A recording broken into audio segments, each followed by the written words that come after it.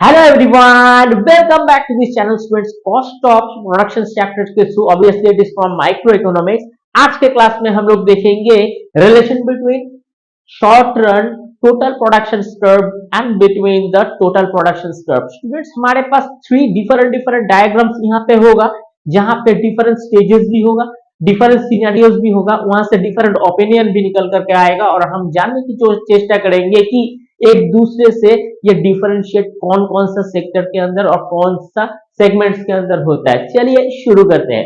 अच्छा स्टूडेंट्स, यहाँ पे जो हमारे पास प्रोडक्शन कर्व यहाँ पे होगा और यहाँ पे होगा इनपुट। ये फर्स्ट डायग्राम में हमें टोटल प्रोडक्शंस को हमें यहाँ पे देखने को मिलेगा। ठीक है, ये होगा हमारा टोटल प्रोडक्शन कर्व जो ग्रीन आपको दिखाई दे रहा है, और नीचे जो यहाँ पे हॉरिजॉन्टल लाइन के अंदर आपको इनपुट देना पड़ेगा। अच्छा, इनपुट के बाद आपके पास यहाँ पे टोटल प्रोडक्शंस यानी टोटल प्रोडक्शन कर्व हमें यहाँ पे मिलेगा।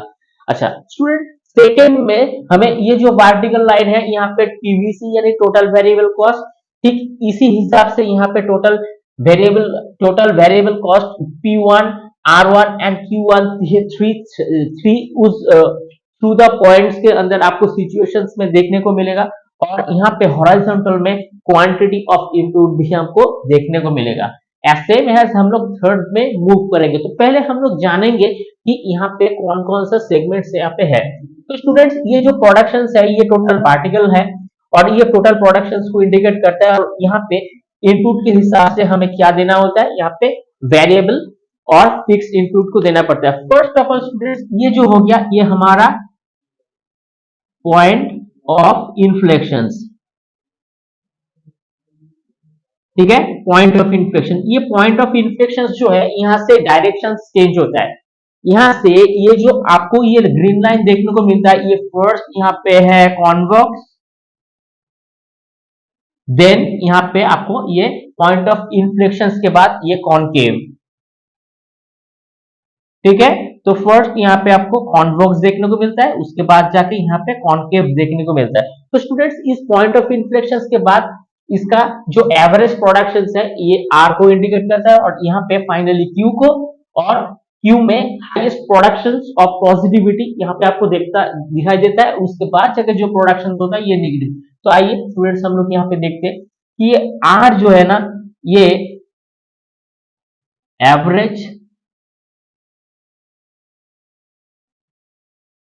Average production is highest average production curve को आपको यहाँ पे इंडिकेट करते हुए दिखता है। अच्छा, यहाँ पे जो Q है पॉइंट, इस Q के ऊपर हम लोग यहाँ पे एक ब्लू टेंजेंट को देख सकते हैं। ये हमारा जो पॉजिटिव प्रोडक्शंस,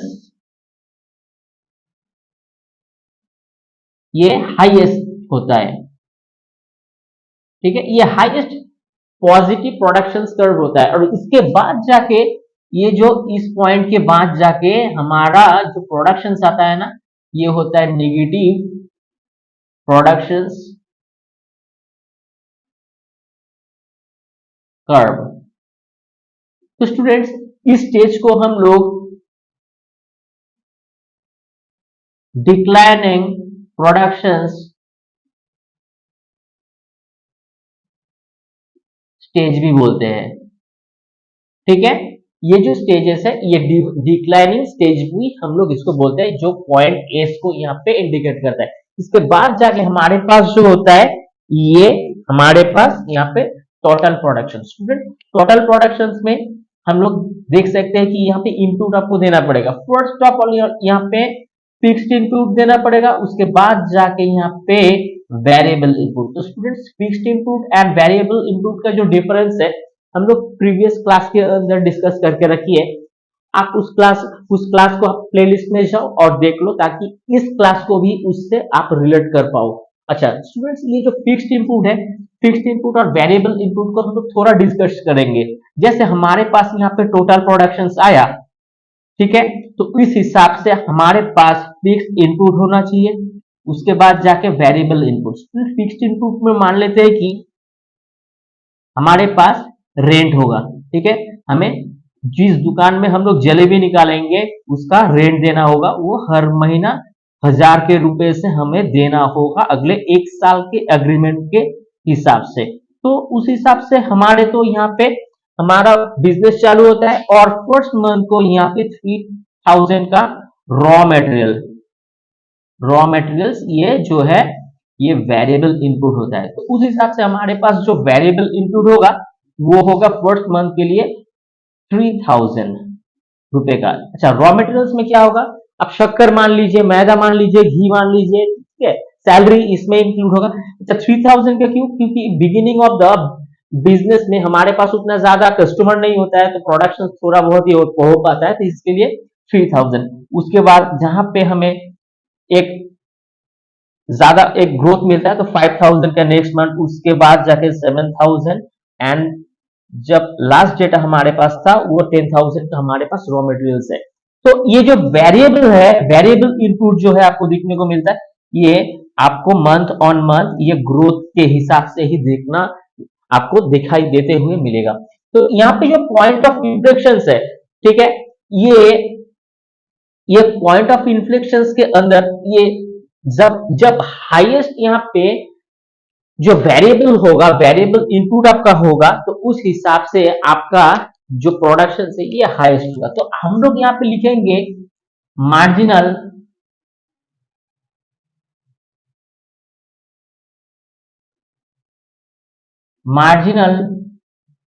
प्रोडक्शंस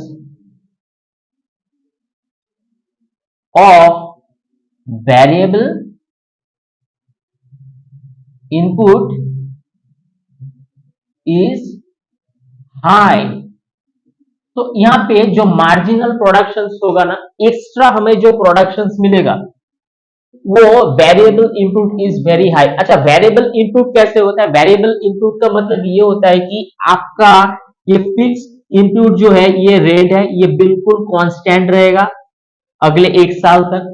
लेकिन वेरिएबल इनपुट में आपको ये ग्रोथ देखने को मिलेगा, क्योंकि आपको सैलरी ज्यादा देना होगा, क्योंकि स्टाफ आप ज्यादा वहां पे इंक्लूड कर दोगे, आपको रॉ मटेरियल्स ज्यादा परचेज करना होगा, क्योंकि आप कचौरी ज्यादा निकल रही हो तो इसके लिए आपका खर्च आएगा, ठीक है। तो उस हिसाब से आपके पास marginal production of variable input होगा, ठीक है।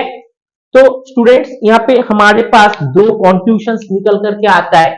यहाँ पे कॉन्क्लूजन नंबर 1 जो टीसी होता है, total cost is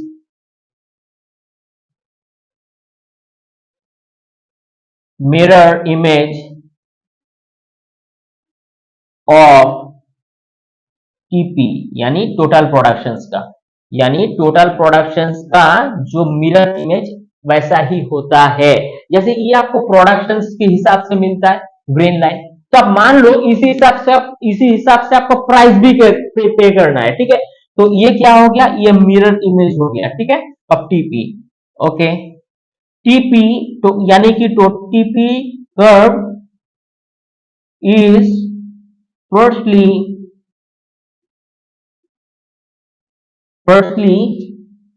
convex, firstly ये आपको कॉन्वेक्स देखने को मिल रहा है, उसके बाद देन कॉनकेव,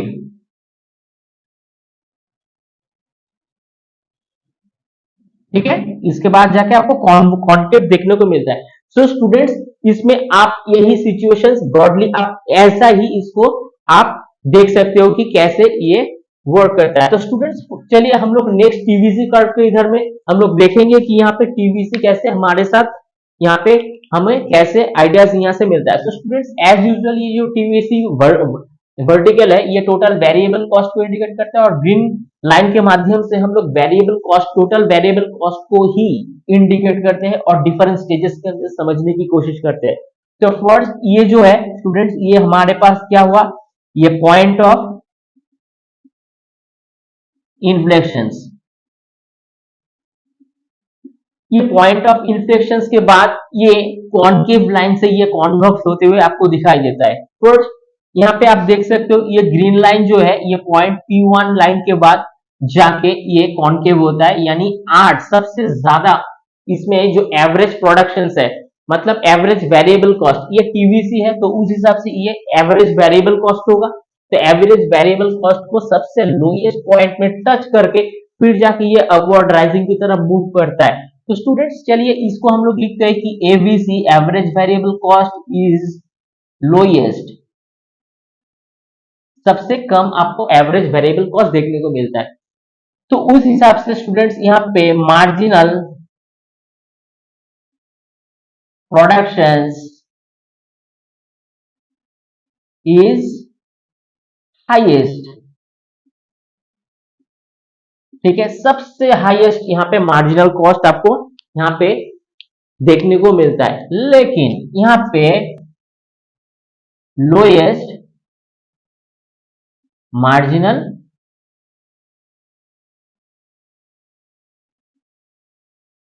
कॉस्ट, यहाँ पे marginal cost is low and marginal production is so much high. Students एक चीज आप यहाँ पे देखो, ये मार्जिनल प्रोडक्शन जो है ये हाईएस्ट पॉइंट में है P1, ये पॉइंट ऑफ इन्फ्लेक्शन में सबसे ज्यादा आपको देखने को मिलता है, लेकिन एसएमएस आपका जो मार्जिनल कॉस्ट होगा ना ये बहुत ही कम है, इसमें मार्जिनल कॉस्ट आपको बहुत ही कम में मिलता है। तो इस पॉइंट के अंदर यानी पॉइंट ऑफ इन्फ्लेक्शन के अंदर दोनों सिचुएशंस आपको यहाँ पे देखने को मिलता है।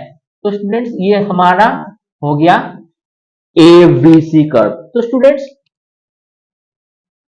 तो यहाँ पे एवीसी को हमें देखने को मिलता है और ये क्वांटिटी ऑफ इनपुट है। तो स्टूडेंट्स यहाँ पे आप देख सकते हो कि यहाँ पे टीसी, अगर टीसी आपको चाहिए तो यहाँ पे AVC average variable cost plus यहाँ पे टीवीसी यानी टोटल वेरिएबल कॉस्ट को आप जब ऐड कर दोगे then you will be getting the TC, ठीक है।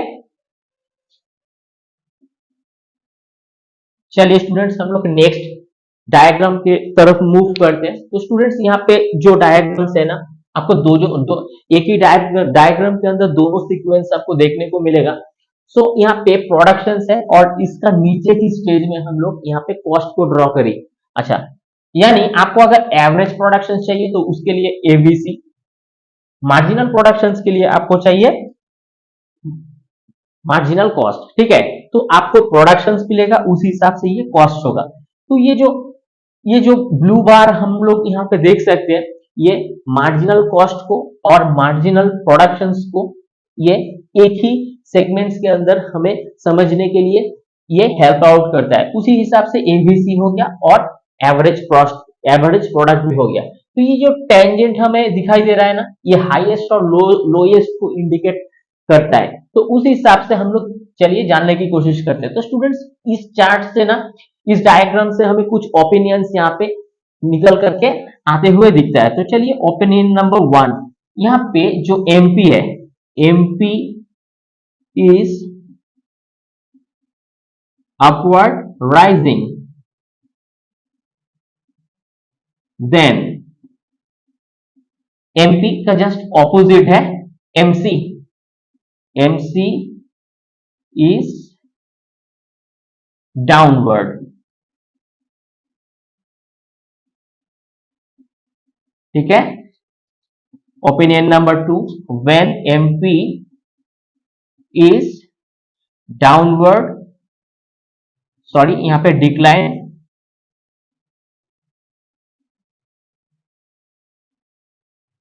तो ये जो एमपी है ये जब डिक्लाइन में आपको देखने को मिलेगा, ये एमसी जस्ट ऊपर इंक्लाइन स्टेजेस में देखने को मिलेगा, decline, then MC is inclining, ठीक है। चलिए व्हेन एमपी इज यहां पे हाईएस्ट को टच करने में आपको दिखेगा हाईएस्ट,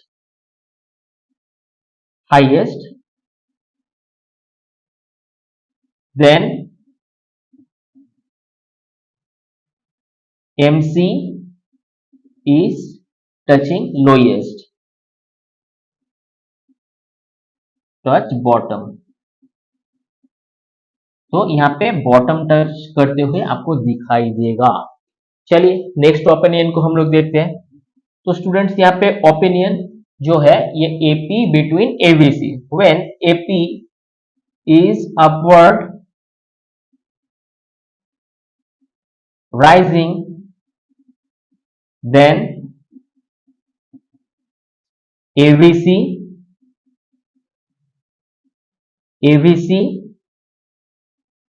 is downward. ठीक है. Next, when AP is declining,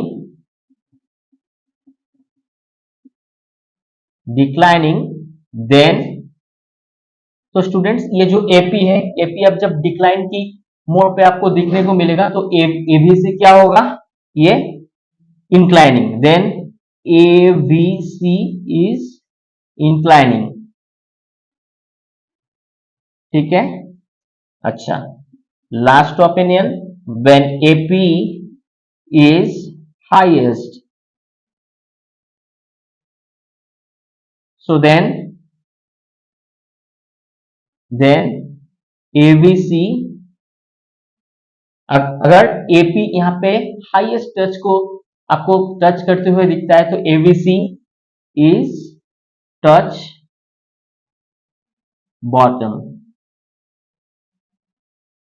bottom line. So bottom line को टच करते हुए आपको दिखाई देता है. ठीक है.